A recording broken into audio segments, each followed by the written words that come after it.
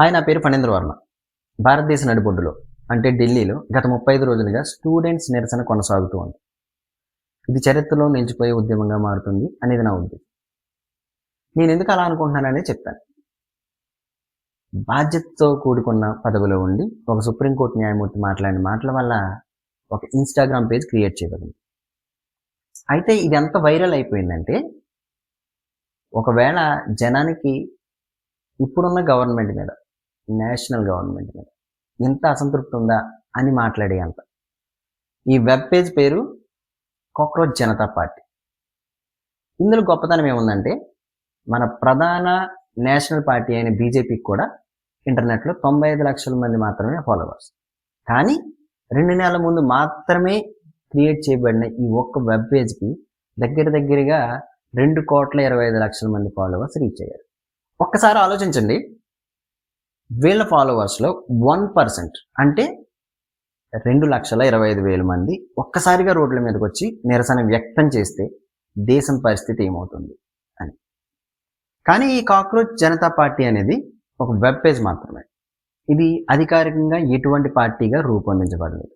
అయినా సరే ఈ సీజేపీ మ్యాటర్ ఇక్కడ ఎందుకు తీసుకొచ్చానంటే, ఇంతకు ముందు నేను చెప్పాను కదా, 35 రోజులుగా స్టూడెంట్స్ నిరసన ఢిల్లీలో జరుగుతుందని. దీనికి పిలుపునిచ్చింది సీజేపీ. ఎందుకు ఈ నిరసన? సీజేపీ ఎందుకు పిలుపునిచ్చింది, స్టూడెంట్స్ రోడ్ల మీదకి ఎందుకు వచ్చారు అనే వివరాలకు వెళ్తే, మే 3వ తారీఖున నీట్ ఎగ్జామ్స్ నిర్వహించబడ్డాయి. కానీ పేపర్ లీక్ అయింది. అఫ్కోర్స్ సిబిఐ తెర మీదకి రావడం జరిగింది. ఎవరైతే ఈ ఘటన కారణమయ్యారో 13 మందిని అరెస్ట్ చేసింది. అంతేకాదు, జూన్ 21న ఈ ఎగ్జామ్ మళ్ళీ పునఃప్రారంభం జరిగింది. ఎగ్జామ్ కూడా అయిపోయింది. చాలామంది ఏమనుకుంటారంటే, జస్టిస్ డెలివరీ అయింది కదా, ఎవరైతే తప్పు చేశారో వాళ్ళు అరెస్ట్ చేయబడ్డారు, సో గవర్నమెంట్ తన పని తను చేసింది, ఇంకా నిరసన ఎందుకు. కానీ ఈ నిరసనకారుల మెయిన్ డిమాండ్ ఏంటంటే, ఎవరైతే కేంద్ర విద్యాశాఖ మంత్రి ఉన్నారో ధర్మేంద్ర ప్రధాన్ గారు రాజీనామా చేయాలి అని. ఎందుకు చేయాలి? కేంద్ర మంత్రి కాదు కదా పేపర్ లీక్ చేసింది, ఇందులో అతను ఇన్వాల్వ్ అయినట్టు కూడా ఎటువంటి సాక్ష్యాలు లేవు అని చాలామంది అనుకుంటారు. బట్ ఒకసారి ఆలోచించండి, నీట్ అనేది చాలా ప్రతిష్టాత్మకమైన ఎగ్జామ్. దగ్గరగా 22 లక్షల మంది ఎగ్జామ్ రాశారు.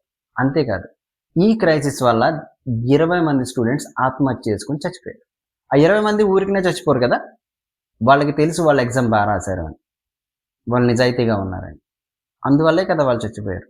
భారతదేశం 20 మంది మేధావుల్ని కోల్పోయింది.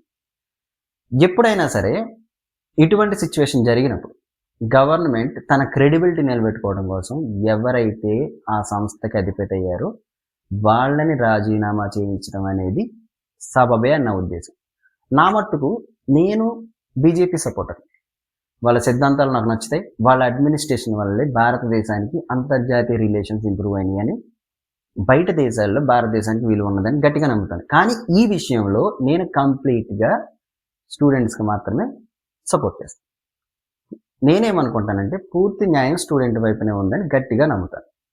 ఎందుకంటే గత 12 సంవత్సరాల్లో నీట్ ఎగ్జామ్ పేపర్స్ 5 సార్లు లీక్ చేయబడ్డాయి. 2015, 2016, 2021, 2024, 2026. సో సరైన సెక్యూరిటీ ప్రొవైడ్ చేయకపోవడం వల్ల ఇలా జరిగిందని నమ్ముతాను. అండ్ వాళ్ళు అడిగినట్టు కేంద్ర మంత్రి రాజీనామా చేసినట్టయితే నెక్స్ట్ వచ్చే కేంద్ర మంత్రి ఇటువంటి జరగకుండా చూసుకుంటాడనేది నా ఉద్దేశం కూడా. ఈ సందర్భంగా నేను మరొక విషయాన్ని అడ్రస్ చేయాలనుకుంటున్నాను.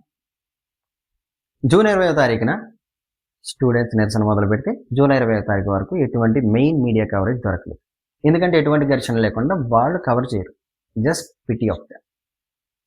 అయితే జూలై 20వ తారీఖున చలో సంసద్ అనే పేరుతో స్టూడెంట్స్ వాళ్ళ శిబిరాల్లోంచి పార్లమెంట్ వైపు మార్చ్ మొదలుపెట్టారు.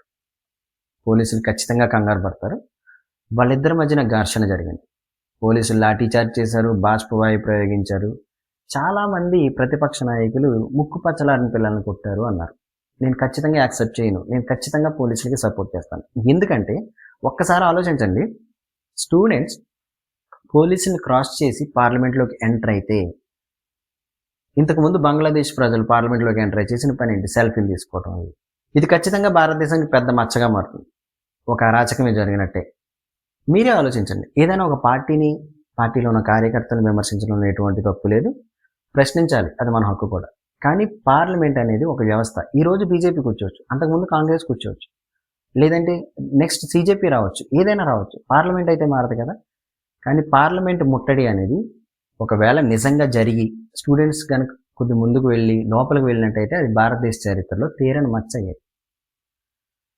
ఎనీవే, ప్రజలు ఎలా తయారైపోయారంటే బీజేపీ నచ్చకపోతే బీజేపీ జై శ్రీరామ్ అంటుందని శ్రీరాముని పెట్టడం. ఇప్పుడు పుట్టిన శ్రీరాముడికి ఇప్పుడు పుట్టిన జనరేషన్కి ఎటువంటి గొడవలు లేవన్న విషయం అందరికీ తెలుసు. అంతేకాదు, వాళ్ళు భారత్ మాత అంటున్నారని భారత్ మాతను పెట్టడం. ఇది కన్స్ట్రక్టివ్ క్రిటిసిజం కాదు. ఆ తర్వాత వాళ్ళ విఘ్నత, వాళ్ళ సభ్యత అంతే. ఒక విషయం అయితే నేను బాగా నమ్ముతాను. సంపద ఒక చోట కేంద్రీకరించబడినా, అధికారం ఎక్కువ సమయం ఒక చోట కేంద్రీకరించబడినా అది డిక్టేటర్షిప్కి దారితీస్తుంది. సో ఈ ఉద్యమం మంచిదే.